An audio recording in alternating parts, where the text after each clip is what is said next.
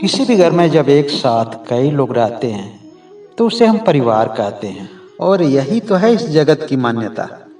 लेकिन क्या एक साथ रहना ही किसी भी परिवार की संपूर्णता को परिभाषित कर सकता है क्या?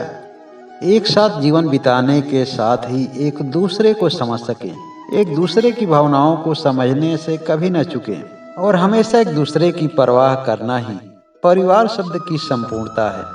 क्या यह सत्य नहीं है? आप स्वयं ही विचार कीजिए। वास्तव में सुख और दुख तो अपने ही कर्मों के परिणाम हैं, जिसको हम तकदीर समझते हैं।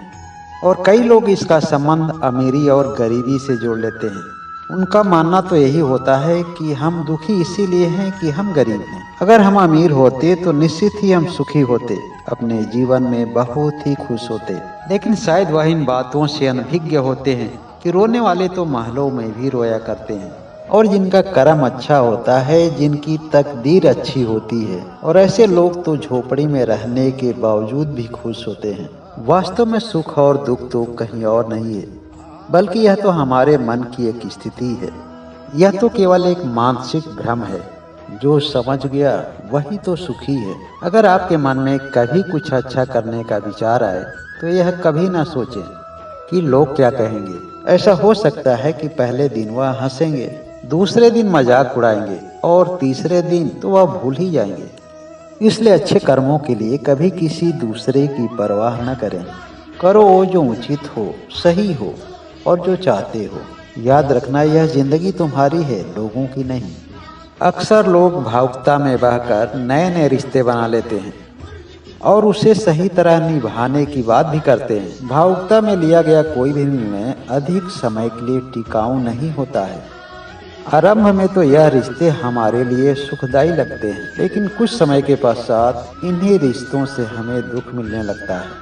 और इसका एकमात्र कारण होता है कि हमारे प्रैक्टिकली जीवन में भावना का कोई स्थान ही नहीं होता है, और उन्हीं रिश्तों में हम फायदे और नुकसान की बात देखने लगते हैं। जिन संबंधों से हमें अधिक फायदा होता है वह संबंध हमारे मजबूत होने लगते हैं, और जिन संबंधों से हमें कोई फायदा नहीं होता है वह संबंध तो धीरे धीरे टूटने लगते हैं। फिर हमारी वह भावना याद नहीं रह जाती है जिसके आधार पर हमने वह रिश्ता बनाया था।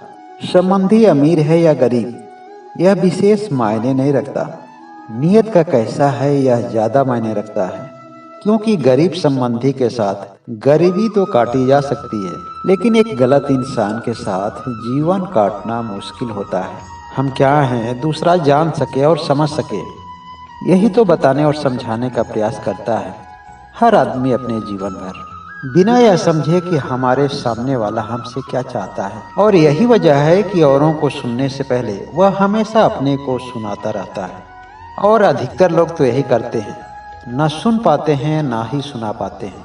अगर किसी स्थान पर प्रसाद का वितरण हो रहा है और अचानक लोग कतारों से हटकर एक भीड़ में खड़े हो जाएं, तो क्या होगा? लोगों के बीच संघर्ष बढ़ जाएगा और जितने समय में प्रसाद बंट सकता था उस समय की अवधि को भी बढ़ाना पड़ेगा। परिणाम क्या होगा? समय बढ़ेगा, संघर्ष बढ़ेगा और सही ढंग से प्रसाद भी नहीं मिलेगा।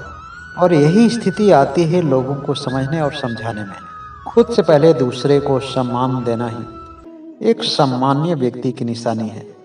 जीवन में किसी भी रिश्ते के प्रति जाने या अनजाने में कोई गलती हो जाए तो समय से पहले इस बात का बोध जरूर होना चाहिए कि गलती तो जीवन का केवल एक पन्ना है, लेकिन रिश्ता तो पूरी किताब है।